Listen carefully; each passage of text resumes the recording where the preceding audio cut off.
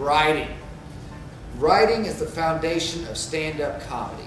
See, look at writing like a professional athlete looks at going to the gym. If you want to be a professional athlete, you've got to hit the gym every day, year in, year out. Now, stand-up comedy is a lot the same. If you want to be a professional stand-up comedian, you've got to write, because that's the foundation of stand-up comedy. Now, just like exercise, a lot of people don't care for the process of exercising, but they're always satisfied with the results. That's right. A great exercise to do is to do what's called stream of conscious writing.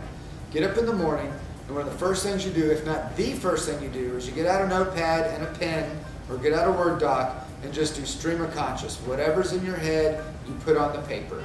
I gotta get up early. I hate getting up early. I'm excited to take comedy classes. Oh my gosh, I gotta get an oil change. And I also gotta get a tires. Remember the hot chick I saw at the tire store? Remember the hot chick I dated in high school? I wonder when my high school reunion is gonna be. It makes no sense. It's stream of conscious. Just get it out there. It opens up the creative channels, and you really start to flow the juices at that point. And now, I encourage you, when you're doing stream of conscious writing, don't try and justify any of the things that you write down. We don't need rhyme or reason. We just need to know what's on your mind. That's right. And you will find gold in that exercise. So what you do, what I've done, is I'll underline it. And then at the end of the stream of conscious writing, I'll look at the underlined sentences, and I'll put them on a separate sheet of paper like, oh, that was a great premise, it's a great perspective, I need to expand on that. And that's when you go into the gym. You know, that's basically like stretching out.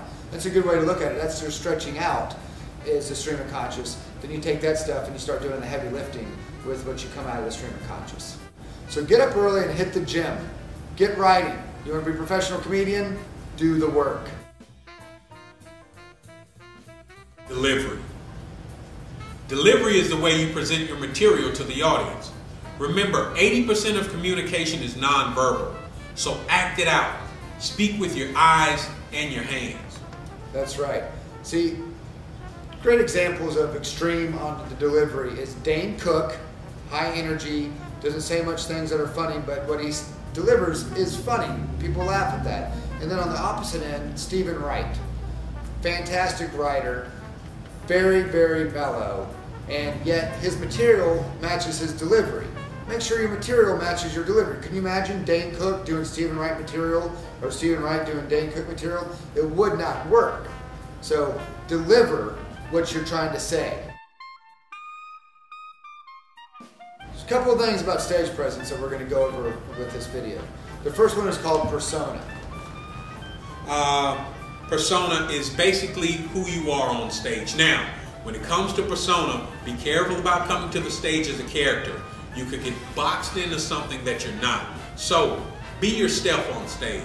Now, I always believe that audiences are very good judges of what is genuine. So if you're on stage pretending to be somebody, trust me, they'll find out really fast, and it won't take you very far. That's right. Now, here is a major, major factor to being successful at stand-up comedy, and it is called likability. Johnny Carson once said that likability is 80% of what makes you successful in stand-up comedy. If people like you, they'll laugh at you. Right, if they don't like you, it is an uphill battle. Take it from me. I'm one of the few people in the comedy business that's been able to go from starting off unlikable to being likable. And the way I did that was I worked on myself off stage. One of the rules about stand-up comedy is it's 99% of what you do off stage. I had to look at myself and say, why am I not likable? I came up with a signature bit called, hi, my name is Marshall, I'm a recovering dickhead. Welcome to day one. All right, what I did off stage was I said, I need to fix myself as a person. I need to make sure I'm a better person. So when I expose myself on stage, people like what I did. When I was exposing myself on stage when I first started off, people didn't like what they saw. I had an uphill battle every single show. And one of the things that Marshall said to me is that likability can be defined as confidence mixed with humility. Trust me, an overconfident comedian isn't liked very well, and if you're too humble, chances are the audience is going to walk all over you. So, marry the two and make yourself likable. Confidence mixed with humility.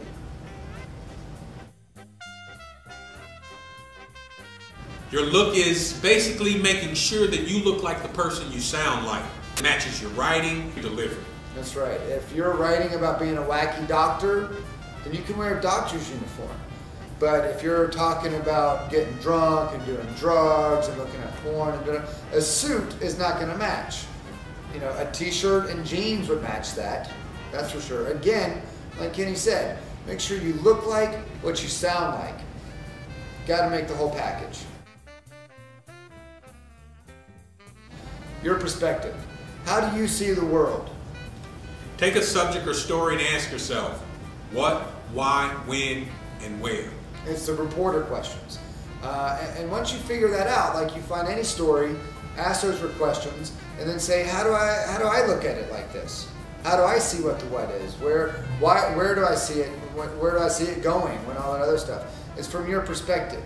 And then what you do from there is you take that perspective and you write jokes on each one of those subjects.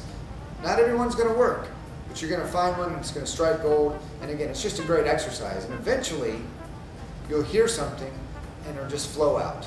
And when it comes to your perspective, please be honest with yourself.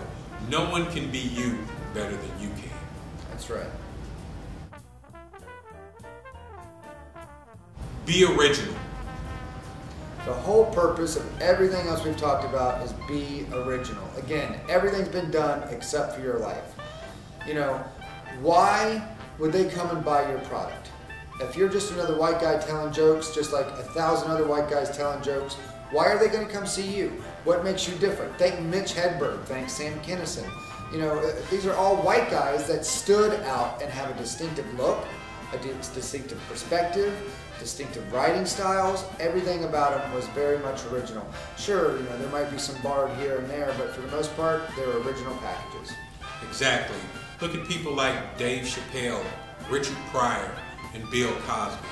They've managed to carve out individual portions of the comedy world that they strictly control.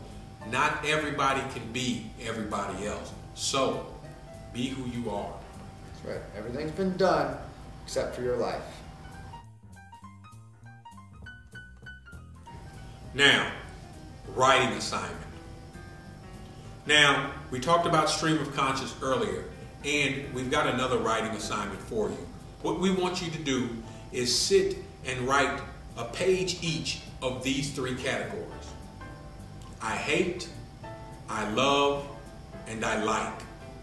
This will show you the power of one word with I like and I love, and also give you a perspective of how it is you view the rest of the world.